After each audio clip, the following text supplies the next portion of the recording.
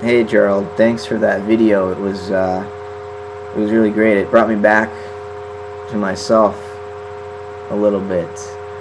Um, in other words, it made me aware of the actual activity of posting videos on YouTube rather than the message or information that I would be trying to convey through these videos. In other words, it made me more aware of the medium itself, the quality of the medium itself, rather than the information or the message being conveyed through the medium. And the media critic Marshall McLuhan, he said the medium is the message, and I think that's true. I would be really interested if he were still alive today to see what he would say about YouTube and what it does to the human being, because one of his theories was that new technologies, specifically new communication technologies, change the way human beings interact with each other and the way they identify with themselves. Like, for example, the printed book, the printed word allowed for the Protestant Revolution to occur and the Reformation in the church. And then eventually it led to the possibilities for democracy, because information could be passed in such a quick and efficient way between people, and people became more educated. And then TV kind of dumbed us down again, and that's led to the sort of the downfall of democracy. But it seems maybe too soon to tell exactly what YouTube is transforming in the human being.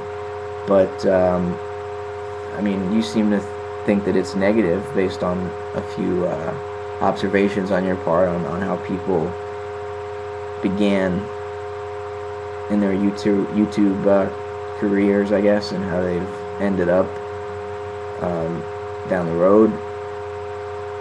I would have to say that personally, my experience is that sometimes it's really easy to get caught up in trying to get it right, trying to speak the truth, and get your opinion heard by others so that they'll believe what you believe. And that's certainly a vicious circle, as you pointed out. It only leads to more and more suffering. And if we want to get rid of suffering, then approaching YouTube in that way it's not helping. It's part of the problem. So what are we doing here? What is this all about? Can we use it in a positive way? Can we use YouTube to transform our sense of ourselves such that we no longer identify with the ego? I don't know. I mean, I've always thought the ego was a product itself of social interaction. Your idea of yourself comes from the faces people give to you, their response to your activity and your ideas and so forth. So we gain our sense of ourselves from others. And when we look at that in terms of YouTube, I guess we're broadening the scope of how many others and what types of others can evaluate us. So maybe we're trying to get a wider picture of who we are. So in that sense, we're expanding our sense of ego. We could also just, I suppose, be taking a more grandiose view of ourselves by enlarging that scope. But I was thinking during your video about the differences between how Christianity and Buddhism approach this problem of the ego and selfishness. Christianity kind of says, well, you've got to beat it back with a stick and repress it and identify with the good, strong will that God gave you. Whereas Buddhism is a little more tricky. Instead of thinking of it in terms of sin and grace. It's thinking of it more in terms of ignorance and enlightenment.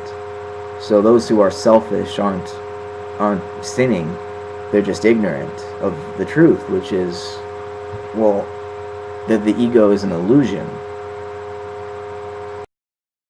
You said at the beginning of your video that it was a delusion, but if it's actually a delusion rather than an illusion, we wouldn't be able to snap out of it. Delusions are things that you can't talk people out of.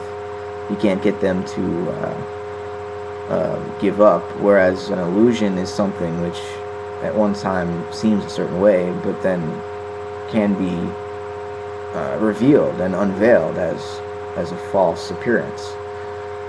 And I think the Buddha would say that the ego is an illusion, that there is a method and a path toward enlightenment that doesn't involve taking the Christian approach and beating the ego back, but instead takes the approach of, well, meditating, I suppose, of just looking deeply into our own experience until nothing is left.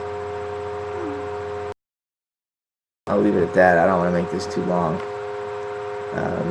Thanks for your video, and this definitely needs to be a continual exploration.